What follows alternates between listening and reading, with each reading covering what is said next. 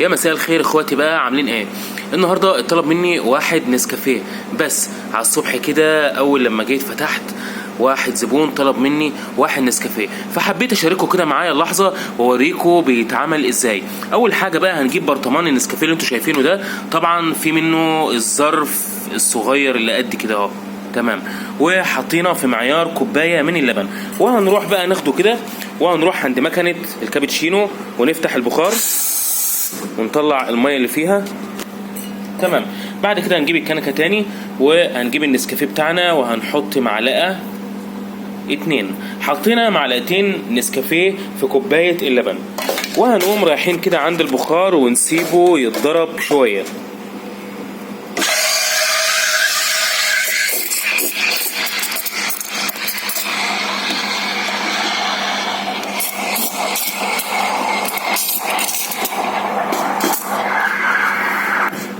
اهم حاجه ان احنا نعمل في النسكافيه وش كبير طبعا، وده علشان انا بستخدم مكنه كابتشينو وبعمله على البخار. بالنسبه للبيت احنا ممكن نعمله بوش كبير قوي بالمضرب الكهرباء او في الخلاط، يعني ممكن ندفي اللبن كده ونسيبه كده يضرب في الخلاط شويه، هيعمل لنا فوم كتير قوي.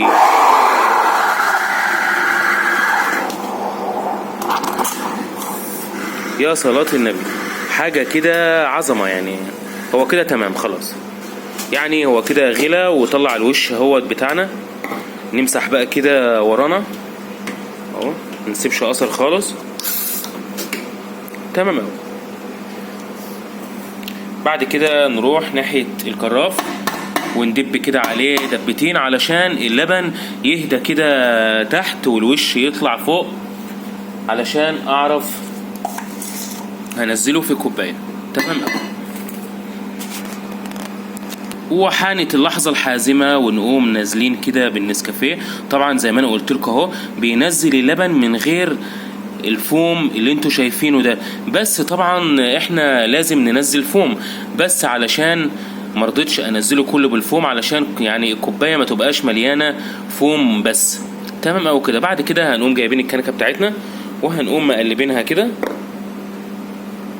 يعني نخلط اللبن اللي هو النسكافيه على الفوم، تمام قوي. ونقوم نازلين بقى طبعا زي ما انتوا شايفين نازل اهو بالوش الخطير ده، حاجه كده عظمه قوي. يعني اعملوه كده في البيت بالظبط، تمام قوي، حاجه كده تحفه يعني. وش خطير. الوش ده ممكن نعمله في الخلاط، يعني لو مفيش مضرب كهرباء في البيت ممكن نعمله في الخلاط، بس اللبن يكون دافي. يعني لو اللبن، طب افرض اللبن سخن معانا، طبعا لو جينا حطيناه في الخلاط مش هيطلع وش.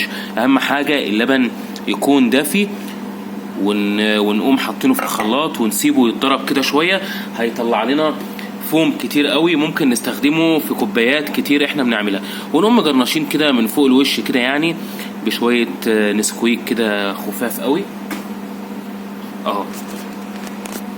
عملت لكم النهارده بقى احسن واحد نسكافيه ممكن نعمله في البيت بمنتهى السهوله. هعيشكم معايا اللحظه كده كل يوم بمشروبات الشتاء. ما تنسوش بقى تعملوا لايك وشير وسبسكرايب، بس خلاص.